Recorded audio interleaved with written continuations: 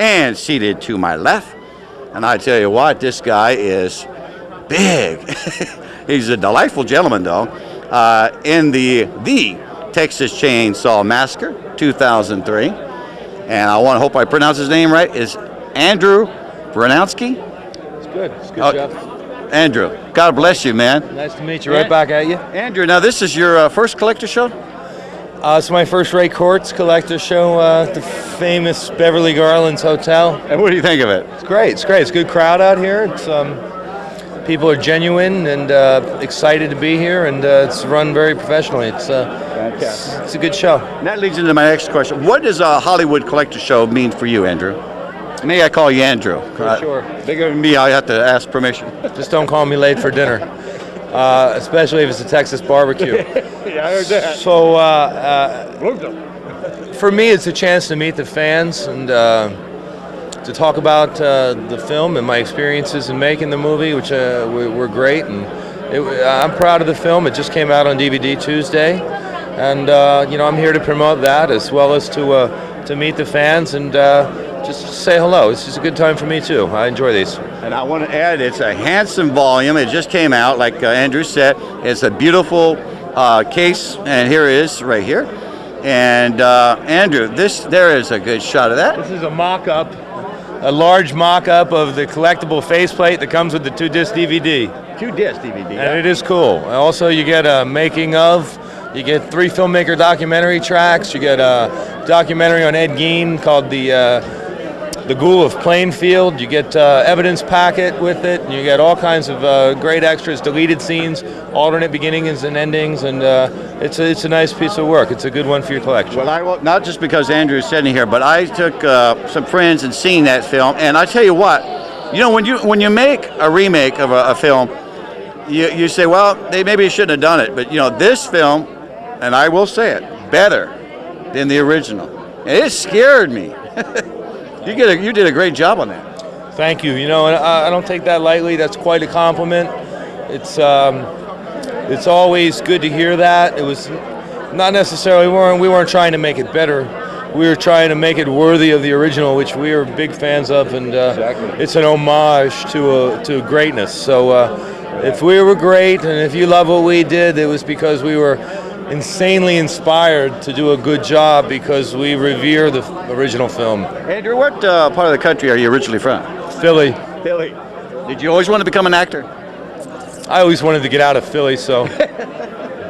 Like W.C. Fields' line, right? No, it was My Little Chickadee. No, Philly is a great place. It still is, and I like to go back to visit. Making movies is really my passion, and I've been doing it for 15 years now. I love it. I live in Los Angeles. I live down in Venice, and it's just a great way of life for me. It's a great place to live, and it's a great thing to be doing because I make a living as an artist, which for me is liberating and extremely fulfilling. So. When you look back at your career, what is the one thing that you seem to really enjoy the most, the highlight, the most memorable part of your career so far?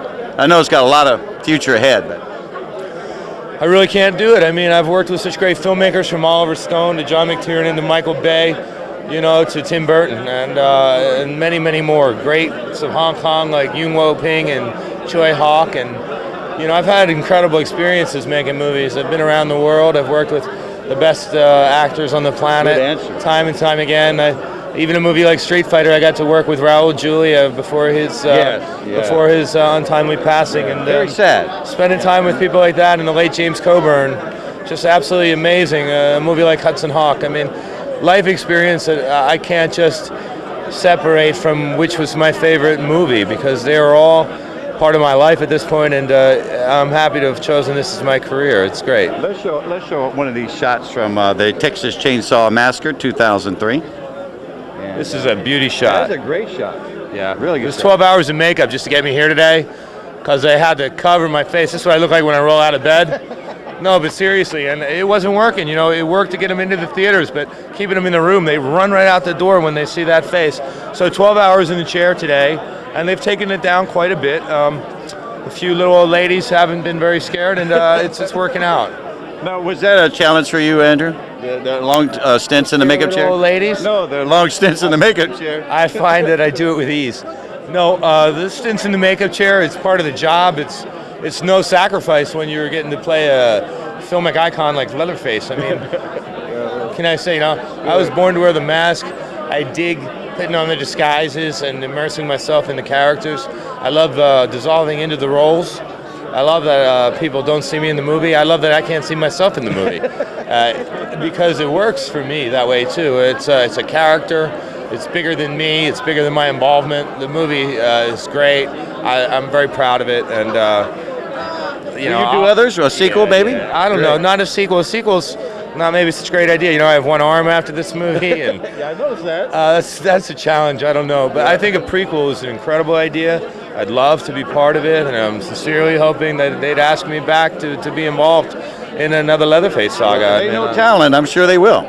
Wow, that's very nice. And another thing too, Andrew, is there anybody in the motion picture the film industry that you would like to work with and never had a chance to work with so far? Yeah. You want me to start with A or skip right? Okay, let's name one man and one woman. Let's start with a man. All right. I would like to work with Christopher Lee. Good. While he's still around, that would be the greatest honor.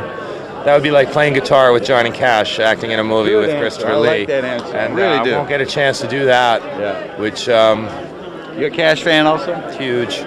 I cried so many days over Johnny, and I'm sure I'll cry many more to Right come. on. That's me too. But they're tears of joy when I think about him, and if Christopher Lee ever leaves us, I'll feel the same way about him. So if I get a chance to work with Christopher Lee, then that is what I would like to do. Good answer, Andrew. Good answer. How about now a female? I like the Christopher Lee answer. It was really good. Really good. I could be. It would just be too easy to go with a hot chick. So Okay. let me think. Well, Christopher Lee was a legend, so maybe someone in the legendary female. Although I was credited with Pamela Anderson in Scooby-Doo, since we both did cameos in that film, I didn't get a chance to work with Pam. So That wouldn't be very hard to Pam, do. I'm looking forward to meeting you. I think you're lovely and you're a wonderful actress. So So that would be your answer. Pam, if you're out there, All right, Andrew, tell us, now before we leave, I know you're busy sending autographs, we really want to thank you again, but tell us what you got coming up so the fans can look forward to seeing you. I just produced a horror movie. I'm executive producer on this film called Bloodlines, the legend of El Charro. I play the character El Charro. He's a 18th century ghost of an 18th century evil land baron who comes to the present to haunt some teenagers. Sounds good. So it's cool, and I'm going to do a lot of other stuff. I have action stuff in development. I have a film company with the author Keith Giffen, who's an incredible talent, and look for great things to come from us. And I'll be making movies for a long time, as well as playing guitar and rocking out with my band and, enjoying life. So thanks a lot, and enjoy the Can program. you tell us the name of your band? Yeah, the MFS. Great. All right, how about a website? www.andrewbryniarski.net. All lowercase, sensitive. There you go. All right, you've been delightful, Andrew. Thank you, and God bless you. All right. I want to thank our guests once again for making this show possible. And I want to thank Ray and Sharon Courts at the Hollywood Collector Show for giving us the opportunity to come down and do a lot of great interviews.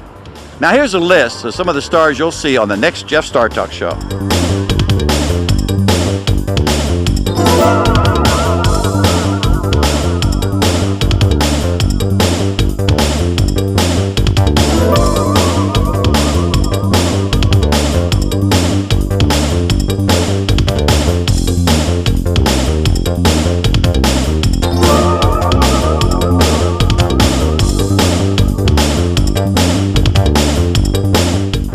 And that's the list. Quite a big names. And don't forget the next Jeff Star Talk show, and don't forget to tell a friend.